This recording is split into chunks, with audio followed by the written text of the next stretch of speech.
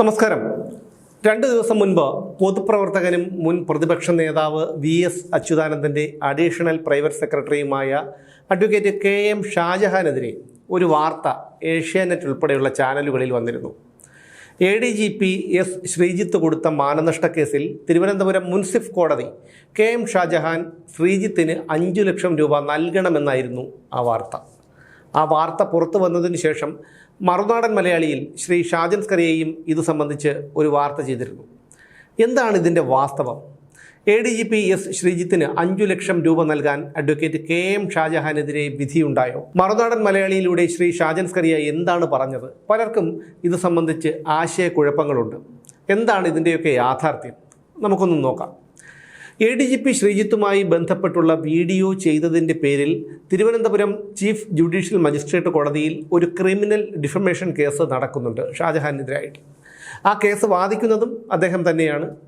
ഇതേ criminal defamation കേസിൻ്റെ വിഷയം തന്നെയാണ് ഇപ്പോൾ വിധി വന്നിരിക്കുന്ന സിവിൽ ഡിഫമേഷൻ കേസിനുമുള്ളത്. ഇത് സംബന്ധിച്ചുള്ള സമൻസോ മറ്റു വിവരങ്ങളോ ഒന്നും അദ്ദേഹത്തിന് കിട്ടിയിരുന്നില്ല. മാധ്യമങ്ങളിൽ വാർത്ത വന്നതോടെ KM ഷാജഹാൻ കോടതിയിൽ ചെന്ന് ഇതേക്കുറിച്ച് അന്വേഷിച്ചു.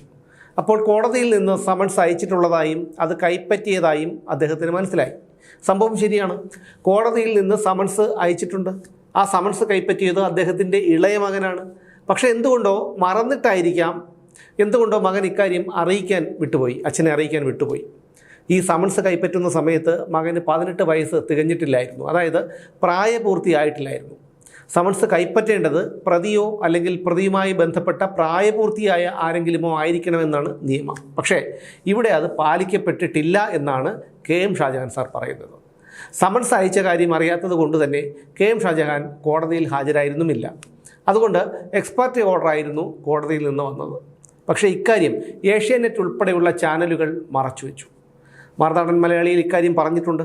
അതായത് ചാനലുകളുടെ ഉദ്ദേശം KM ഷാജഹാനെ മോശക്കാരനാക്കുക എന്നുള്ളതാണെന്ന് കാണുന്നവർക്ക് തോന്നും. ഈ വിധി വന്നത് 2025 ജനുവരിയിലാണ്.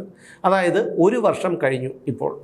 എന്തായാലും ഈ എക്സ്പെർട്ട് ഓർഡർ സെറ്റിസൈഡ് ചെയ്യാനായി അദ്ദേഹം കോടതിയെ സമീപിക്കുന്നുണ്ട് എന്നാണ് പറയുന്നത്. എന്തായാലും അദ്ദേഹം നിയമപരമായിട്ടുള്ള കാര്യങ്ങൾ ചെയ്യുന്നുണ്ട് എന്നാണ് അറിയുന്നത്. ഞാൻ മനസ്സിലാക്കിയിടത്തോളം ഒരു വിഷയത്തെക്കുറിച്ച് പറയുമ്പോൾ അതിനെക്കുറിച്ച് നന്നായി പഠിച്ച് കാര്യങ്ങൾ അപഗ്രഥിച്ച് പറയുന്ന ഒരാളാണ് KM ഷാജഹാൻ എന്നാണ് എൻ്റെ അനുഭവം. അതുകൊണ്ട് ഒരു കാര്യം ഉറപ്പാണ്, സമൻസ് കിട്ടാത്തത് കൊണ്ടാണ് KM ഷാജഹാൻ കോടതിയിൽ ഹാജരാകാതിരുന്നത്. അദ്ദേഹം അതിൻ്റെ തുടർ നടപടികളുമായി മുന്നോട്ട് പോവുകയാണ്. ഇനി ഇതുമായി ബന്ധപ്പെട്ട മറ്റൊരു കാര്യത്തിലേക്ക്. ഈ വിഷയം സംബന്ധിച്ച് മറുനാടൻ മലയാളിയിൽ ഷാജൻ സ്കറിയ ഒരു വാർത്ത ചെയ്തിരുന്നു. ADGPക്ക് 12 ബിനാമി അക്കൗണ്ടുകൾ KM ഷാജഹാൻ പെട്ടുപോയത് ഇങ്ങനെ എന്ന പേരിലായിരുന്നു ആ വാർത്ത.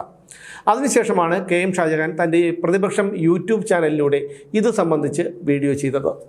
അതിൽ അദ്ദേഹം പരാമർശിക്കുന്ന ചില കാര്യങ്ങളുണ്ട്. ഷാജഹാൻ ഒരു യൂട്യൂബറല്ല, അദ്ദേഹം ഒരു പൊതുപ്രവർത്തകനാണ്. തൻ്റെ പൊതുപ്രവർത്തനത്തിൻ്റെ ഭാഗമായിട്ടാണ് ഷാജഹാൻ വീഡിയോകൾ ചെയ്യുന്നത്. ഇതൊക്കെയാണെങ്കിലും നിരാശയോടെ ഒരു കാര്യം പറയാതിരിക്കാൻ വയ്യ. പൊതുപ്രവർത്തനത്തിലെ അമിതമായ ആവേശവും ആത്മാർത്ഥതയും അദ്ദേഹത്തെ യൂട്യൂബിൻ്റെ നിയമപരിധിയിലെ കുരുക്കിൽ കൊണ്ട് പെടുത്തുന്നത് പതിവായിരിക്കുന്നു. സ്വന്തം ഇച്ഛാശക്തിയല്ലാതെ അതൊന്നും നേരിടാനുള്ള സന്നാഹങ്ങളൊന്നും ഷാജഹാൻ ഇല്ല എന്നുള്ളതാണ് യാഥാർത്ഥ്യം. CPMകാരിയായ ഒരു വനിത കൊടുത്ത പരാതിയുടെ അടിസ്ഥാനത്തിൽ ഷാജഹാനെ പോലീസ് അറസ്റ്റ് ചെയ്തപ്പോൾ പോലും മറുനാടനാണ് നിയമസഹായം നൽകിയത്. യൂട്യൂബിലൂടെ വീഡിയോകൾ ചെയ്യുന്ന പലരും പലപ്പോഴും അതിർവരമ്പുകൾ മറക്കുന്നു. പോലീസ് പല കേസുകളും മറുനാടനെതിരെ എടുത്തിട്ടും അതിലൊന്നും പെടാതെ മറുനാടന് മുന്നോട്ട് പോകാൻ കഴിയുന്നത് നിയമത്തെക്കുറിച്ചുള്ള വ്യക്തമായ അറിവുള്ളതുകൊണ്ടും നിയമത്തിൻ്റെ പരിധിയിൽ നിന്ന് അഭിപ്രായം പറയുന്നത് കൊണ്ടുമാണ്. മുന്നിൽ കിട്ടുന്ന തെളിവുകൾ യാഥാർത്ഥ്യമാണോ എന്ന് പരിശോധിക്കാതെ വീഡിയോ ചെയ്തതാണോ ഷാജഹാനെതിരെയുള്ള ഈ വിധിക്ക് കാരണമെന്ന് സംശയിക്കേണ്ടിയിരിക്കുന്നു. ഇതാണ് ഷാജൻ സ്കറിയ ചെയ്ത വീഡിയോയുടെ ഉള്ളടക്കം. ഈ വീഡിയോയിൽ അദ്ദേഹം ശ്രീജിത്തുമായി ബന്ധപ്പെട്ട ആരോപണങ്ങളുടെ കാര്യമൊക്കെ പറയുന്നുണ്ട്. തൽക്കാലം നമുക്ക് അതിലേക്ക് പോകേണ്ട ആവശ്യമില്ല. മറുനാടനിൽ ഈ വീഡിയോ വന്നതിനു ശേഷമാണ് KM ഷാജഹാൻ പ്രതിപക്ഷത്തിൽ വീഡിയോ ചെയ്തത്. അതിൽ അദ്ദേഹം മറുനാടൻ്റെയോ ഷാജൻ സ്കറിയയുടെയോ പേര് പറഞ്ഞിട്ടില്ലെങ്കിൽ പോലും പലരും അത് മറുനാടനെക്കുറിച്ചും ഷാജൻ സ്കറിയയെക്കുറിച്ചുമാണ് എന്ന് ധരിച്ചു വെച്ചിട്ടുണ്ട്. അതെന്തോ ആയിക്കോട്ടെ, കേരളത്തിലെ പൊതുസമൂഹം അന്തം കമ്മികൾ ഒഴിച്ച് എല്ലാവരും ഒരുപാട് ആദരിക്കുകയും പ്രതീക്ഷ പുലർത്തുകയും ചെയ്യുന്ന 2 പേരാണ് KM ഷാജഹാനും ഷാജൻ സ്കറിയയും. 2 പേരും നിയമത്തിൽ പരിജ്ഞാനമുള്ളവരാണ്. VS അച്യുതാനന്ദൻ എന്ന മഹാമേരുവിനോടൊപ്പം പ്രവർത്തിക്കാൻ ഭാഗ്യം കിട്ടിയ ആളാണ് അഡ്വക്കേറ്റ് KM ഷാജഹാൻ. പത്രപ്രവർത്തന രംഗത്ത് വർഷങ്ങളുടെ പ്രവർത്തന പരിചയമുള്ളയാളാണ് ഷാജൻ സ്കറിയ. കോടതി വിധിയുടെ വാർത്താ ചാനലുകളിൽ വന്നപ്പോൾ പലരും എന്നെ വിളിച്ച് കാര്യം തിരക്കി.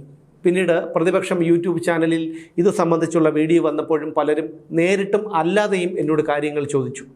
മറുനാടനെയാണോ ഉദ്ദേശിച്ചത്, അവർ തമ്മിൽ എന്തെങ്കിലും പ്രശ്നമുണ്ടോ എന്നൊക്കെയായിരുന്നു ഇവരുടെയൊക്കെ ചോദ്യം. അതിന് കാരണം ഇവർ രണ്ടുപേരുമായും എനിക്ക് സഹോദര തുല്യമായ ബന്ധമാണുള്ളത് എന്നുള്ളത് കൊണ്ടാണ്. ഇതൊക്കെ അറിയാവുന്നവരാണ് ചോദിച്ചത്. എന്നാൽ ഇവർ രണ്ടുപേരും തമ്മിൽ യാതൊരു പ്രശ്നങ്ങളുമില്ല എന്നുള്ളതാണ് യാഥാർത്ഥ്യം. CPM വനിതാ നേതാവ് കൊടുത്ത പരാതിയിൽ KM ഷാജഹാനെ അറസ്റ്റ് ചെയ്തപ്പോൾ നിയമപരമായിട്ടുള്ള സഹായങ്ങൾ ചെയ്തത് മറുനാടനായിരുന്നു. DNA ഓഫീസിൽ പോലീസ് റെയ്ഡ് നടത്തി സാധനങ്ങളെല്ലാം കൊള്ളയടിച്ചു കൊണ്ടുപോയപ്പോഴും മറുനാടൻ സഹായിച്ചു. ആ വീഡിയോയിൽ അദ്ദേഹം പറഞ്ഞത് ആവേശം കൊണ്ട് പലരും യൂട്യൂബിൻ്റെ പരിധികളും നിയമത്തിൻ്റെ പരിമിതികളും മറികടന്ന് വീഡിയോ ചെയ്യുന്നുണ്ട്, അതവരെ കുരുക്കിലാക്കും എന്നാണ്. അത് ശരിയാണ്. കാരണം ഞാൻ തന്നെ നിലവിട്ട് പലപ്പോഴും വീഡിയോകളിലൂടെ പ്രതികരിച്ചിട്ടുണ്ട്. ഈ അഴിമതികളും കൊള്ളരുതായ്മകളും കണ്ടു മടുത്ത് അതിലെ അമർഷം കൊണ്ടാണ് അത്തരത്തിൽ നിലവിട്ട് പറയേണ്ടി വന്നിട്ടുള്ളത്. ഷാജൻ സ്കറിയയും ഉദ്ദേശിച്ചത് ഇതുതന്നെയാണ്. അക്കൂട്ടത്തിൽ KM ഷാജഹാൻ ഉൾപ്പെടുമെന്ന് ഞാൻ കരുതുന്നില്ല. ചാനലുകളിൽ അത്തരമൊരു വാർത്ത വന്നപ്പോൾ മറുനാടനും ആ വാർത്ത ചെയ്തതായിരിക്കാം. അതിൽ KM ഷാജഹാനെ അപമാനിക്കണമെന്നോ അപകീർത്തിപ്പെടുത്തണമെന്നോ ഉള്ള ഉദ്ദേശം 1% പോലും ഷാജൻ സ്കറിയയ്ക്കില്ല എന്നാണ് എൻ്റെ ഉറപ്പ്. മറിച്ച് KM ഷാജഹാനും അങ്ങനെ തന്നെയാണ് എന്നുള്ളതാണ് വാസ്തവം. മറുനാടനെക്കുറിച്ച് മുമ്പ് വാർത്തകൾ വന്നപ്പോൾ പല ചാനലുകളും അദ്ദേഹത്തെ വിശേഷിപ്പിച്ചത് യൂട്യൂബർ എന്നായിരുന്നു. അങ്ങനെ വിളിക്കുന്നതിൽ അവർ വലിയ സന്തോഷം കണ്ടെത്തുന്നു എന്ന് തോന്നും, ഇങ്ങനെ ആവർത്തിച്ച് വിളിക്കുന്നത് കൊണ്ട്, യൂട്യൂബർ എന്ന് ആവർത്തിച്ച് വിളിക്കുന്നത് കൊണ്ട്. KM ഷാജഹാൻ പക്ഷേ അങ്ങനെ ഒരു അർത്ഥത്തിലല്ല ഷാജൻ സ്കറിയയെ യൂട്യൂബർ എന്ന് അഭിസംബോധന ചെയ്തത് എന്നാണ് എൻ്റെ വിശ്വാസം. പ്രതിപക്ഷത്തിൽ ഇത് സംബന്ധിച്ചുള്ള വീഡിയോ ചെയ്തതിനു ശേഷം ഷാജൻ സ്കറിയ ഇതേക്കുറിച്ച് വേറൊരു വീഡിയോയും ചെയ്തിട്ടില്ല. ചെയ്യരുത് എന്നാണ് എൻ്റെ ഒരു അപേക്ഷ.